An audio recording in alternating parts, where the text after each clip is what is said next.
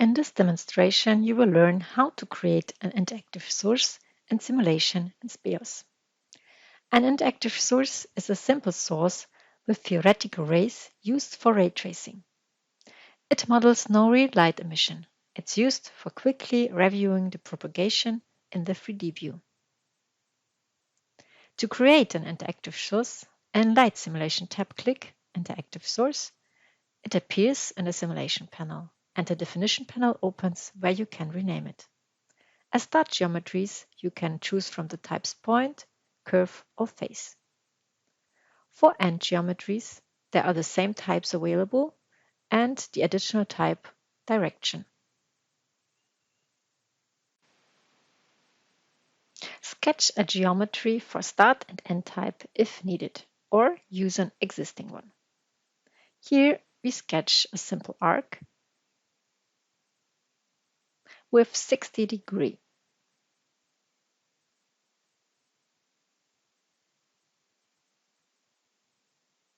And end the sketching.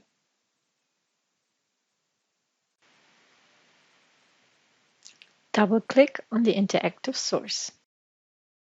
We select the start geometry by using the icon in the 3D view. Then click on the point where the interactive source should start from and validate the selection. We do it accordingly for selecting end geometries.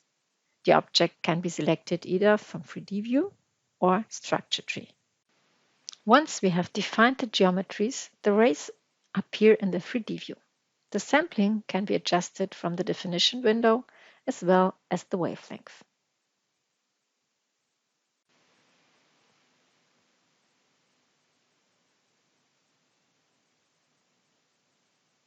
For the end geometry type face, you have to select a face and set the sampling for X and Y. You can see the changes are automatically updated in the 3D view.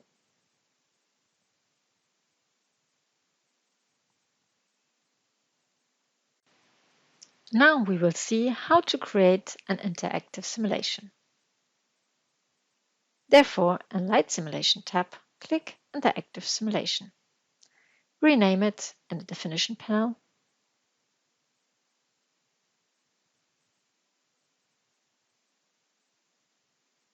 and add the geometries you want to have in the simulation.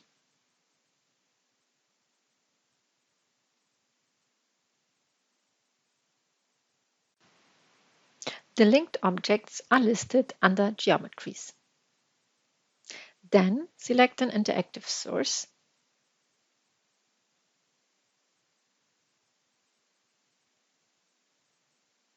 and validate it.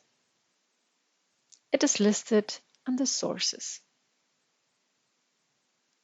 Right-click the interactive simulation and choose Automatic Compute. The ray tracing is visible in the 3D view. With activated automatic compute, any change made in the mechanical feature automatically updates the ray tracing. And for different positions, the light propagation in the system can be checked easily.